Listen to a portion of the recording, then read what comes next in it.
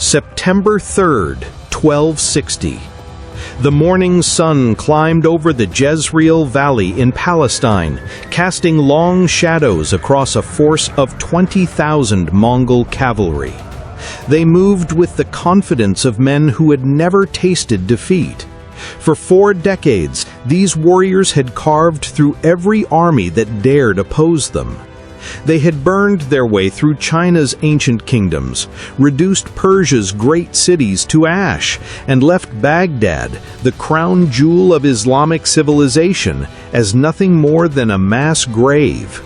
Now they rode toward a place called Ain Jalut, the spring of Goliath, believing Cairo would be theirs within the month. In the hills overlooking that spring, a man named Baibars sat motionless on his horse, watching the Mongol tide approach. He was a Mamluk commander, and he was about to gamble everything on a single desperate plan. By sunset, the myth of Mongol invincibility would lie shattered in the dust, or the last major Islamic power on earth would cease to exist. To understand what happened at Ain Jalut, you need to understand what made these two forces so deadly and so different. The Mongol army wasn't just skilled, it was a machine, refined through decades of conquest into something terrifyingly efficient. Every warrior could loose 20 arrows from horseback while riding at full gallop. Their armies were organized with mathematical precision, units of 10, 100, 1,000, and 10,000 men, each commander knowing exactly who reported to whom. Communication flowed through a system of flags, horns, and couriers so effective that a general could coordinate maneuvers across 50 miles of battlefield without confusion. But the real weapon wasn't military, it was psychological. When Mongol scouts appeared on your horizon, whole cities would throw open their gates without a single arrow being fired. Everyone knew the calculus: resist and be annihilated down to the last child. Submit immediately and you might survive as subjects. This terror had carried the Mongols from Korea to the edges of Hungary. In 1258, they had proven their ruthlessness by sacking Baghdad. The Abbasid Caliph was executed by being wrapped in carpets and trampled by horses, a death designed to avoid spilling royal blood while making a point that echoed across the Islamic world. The message was unmistakable: nothing and no one could stand against Mongol power. The Mamluks were something different entirely. They weren't native soldiers fighting for their homeland or nobles commanding peasant armies. They were slaves, purchased as boys from the Caucasus and Central Asian steppes, then forged into weapons through the most intensive military program the middle-aged world had ever seen. From the age of 7 or 8, a Mamluk learned one thing: war. Not reading, not trade, not administration, just warfare. They trained with the bow until they could split arrows in mid-gallop. They drilled with the sword until the movements became as natural as breathing. And most importantly, they practiced coordinated cavalry charges designed to smash through enemy formations with overwhelming force. By the time a Mamluk warrior reached his 20s, he had spent 15 years doing nothing but preparing for combat. Here's what made them unique. While Mongol strength came from versatility and mobility across vast distances, Mamluk power was concentrated specialization. A Mongol warrior was an adaptable fighter who could operate in any terrain under any conditions. A Mamluk was a precision instrument built for one purpose: destroying enemy cavalry in close-quarters combat. The difference between them was the difference between a Swiss army knife and a stiletto. By 1260, The strategic situation for the Islamic world had become desperate.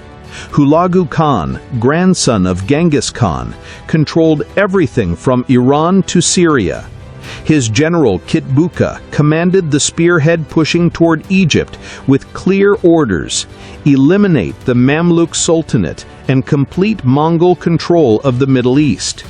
The Sultan of Egypt, Qutuz, understood the mathematics of his situation. The Mongols had never lost a major field battle. They had superior numbers, better logistics, and 4 decades of psychological momentum. Every Islamic army before him had shattered like pottery against their advance. But Qutuz had something no previous commander had possessed: officers who understood how the Mongols fought. Baibars, his most capable general, had watched the Mongol conquest of Syria firsthand. He had studied their tactics, noting their preference for drawing enemies into open terrain, where their mobility became decisive. He had observed their aggressive pursuit of retreating forces, a tactic that had delivered them victory after victory. And he had identified the one scenario where Mongol advantages might become vulnerabilities: broken terrain, where their formations couldn't maintain perfect coordination, where pursuit became channeled instead of fluid. The stage was set. On one side, an empire that had conquered half the known world. On the other, an army of slave soldiers defending the last independent Islamic power. What happened next would change the course of history. Dawn broke over Ain Jalut on September 3, 1260. The Mongol vanguard crested the hills overlooking the spring, and below them they saw exactly what they expected: a Mamluk force of perhaps 3,000 cavalry in loose formation near the water. Qutuz must have smiled. This would be finished by noon. The Mongols descended into the valley in their standard formation: heavy cavalry at the center, light horse archers on the wings, reserves positioned to exploit any breakthrough. It was the same arrangement that had crushed armies from Beijing to Budapest. As they closed to bow range, something unexpected happened. The Mamluk commander raised his banner and wheeled his horse around. The entire Mamluk force began to pull back from the spring, not in panic, but in what looked like an organized retreat. Baibars had begun the performance of his life. This moment was psychologically brilliant. Mongol doctrine emphasized the pursuit of retreating enemies. Every Mongol officer had been trained that a fleeing force was a vulnerable force. When your enemy runs, you chase them down and destroy them in piecemeal before they can regroup. This tactic had seen Dugzebe success dozens of times. At the Battle of Mohi in Hungary, fleeing knights had been slaughtered by the thousands during their retreat. At Legnica in Poland, cavalry had been annihilated while attempting to withdraw. The pattern was always the same: retreat equals defeat. But Baibars understood something crucial about Mongol psychology. Their confidence in pursuit came from fighting enemies who retreated in genuine panic. Broken formations, scattered units, individual warriors fleeing for their lives. What Kitbuka was seeing looked different, but not different enough to trigger alarm. The Mamluk retreat moved at exactly the right speed, fast enough to suggest fear, slow enough to remain tempting. Baibars kept his formations intact, but loose, creating the impression of an army trying to maintain discipline while falling back under pressure. The bait was cast. The Mongols took it. Light cavalry surged forward, their composite bows sending volleys of arrows toward the retreating Mamluks. Some arrows found their marks, and Mamluk warriors tumbled from their saddles. The sight of enemy casualties confirmed what Kitbuka already believed. This was a real retreat not a feint. Mile by mile, the Mongols pushed deeper into the valley. Their formation began to stretch as faster units pulled ahead and slower ones fell behind. The tight coordination that made Mongol armies devastating started to loosen as the pursuit gained momentum. Baibars maintained the illusion perfectly. His rearguard fought just hard enough to seem desperate, just poorly enough to encourage continued pursuit. When Mongol pressure intensified, he ordered small groups to break away from the main force, simulating the kind of breakdown that preceded total collapse. 3 miles into the valley, Kitbuka made the fatal decision. Seeing what appeared to be a disintegrating enemy force, he committed his reserves to the pursuit. The entire Mongol army was now strung out across the valley floor, their attention focused entirely on the retreating Mamluks ahead. That's when Baibars triggered the trap. Hidden in the hills on both sides of the valley, 2 massive Mamluk formations had been waiting in absolute silence. Sultan Qutuz commanded the eastern force, nearly 5,000 heavy cavalry. Baibars' lieutenant controlled the western group, another 4,000 mounted warriors. At the predetermined signal, both forces erupted from concealment simultaneously. The psychological impact was devastating. One moment the Mongols were pursuing a beaten enemy through an empty valley. The next, they found themselves surrounded by fresh cavalry charging from 3 directions at once. Mongol battlefield communications, so effective in open terrain, collapsed in the chaos. Unit commanders couldn't see their superiors through the dust and confusion. Horn signals were drowned out by the thunder of hooves and the clash of weapons. The decimal system that had coordinated armies across continents became useless in minutes. But here's where Mamluk training superiority became decisive.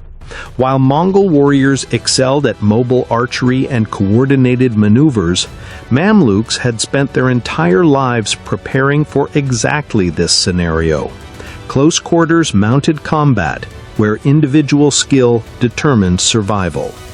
In the brutal melee that followed, Mamluk warriors systematically dismantled their opponents. Their heavier armor absorbed Mongol arrow strikes. Their superior swordsmanship carved through Mongol formations. Most crucially, their horses were trained specifically for the chaos of cavalry combat, while Mongol mounts were bred for speed and endurance across open ground. Kitbuka realized too late that he'd been outmaneuvered. The veteran commander tried desperately to rally his scattered forces, but the tactical situation had become hopeless. Surrounded, outnumbered in the immediate combat zone, and caught completely off guard, the Mongol army began to disintegrate. When Kitbuka fell with a Mamluk lance through his chest, Mongol resistance collapsed entirely. The survivors who escaped that valley carried more than news of a defeat back to Damascus. They carried the death of an idea that had dominated the medieval world for 40 decades. For the first time since Genghis Khan had united the Mongol tribes, a major Mongol army had been completely destroyed in open battle. Not defeated through siege warfare or guerrilla tactics, but annihilated in the kind of direct confrontation where Mongol superiority was supposed to be absolute. The strategic implications rippled across 3 continents within months. In Europe, where kings had been preparing for inevitable Mongol invasion, the news sparked celebrations from Paris to Vienna. The unstoppable force had finally been stopped. In the Islamic world, Ain Jalut triggered a wave of resistance. Syrian cities that had submitted to Mongol rule began expelling their occupiers. From Aleppo to Homs, local commanders who had accepted Hulagu's authority suddenly found the courage to rebel. But the psychological impact went deeper than politics.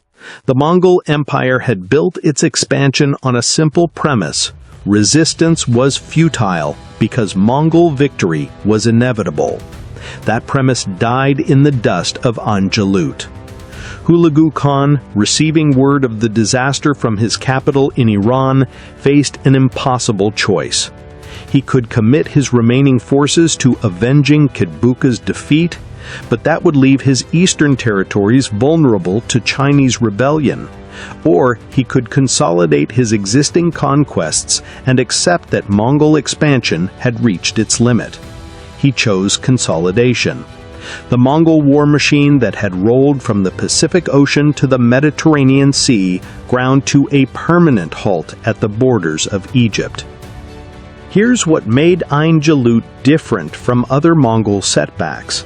The Mongols had suffered defeats before, but always in circumstances that could be explained away. Bad weather during the invasion of Japan, overextended supply lines in Eastern Europe, political instability following a great Khan's death.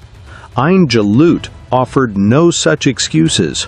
Perfect weather, adequate supplies, unified command structure, veteran troops led by an experienced general. The Mamluks had simply outfought those using superior tactics and training. The battle proved that Mongol military dominance wasn't based on supernatural invincibility, but on specific tactical advantages that could be countered by the right opponent under the right circumstances. Baibars had identified those circumstances and exploited them with devastating precision.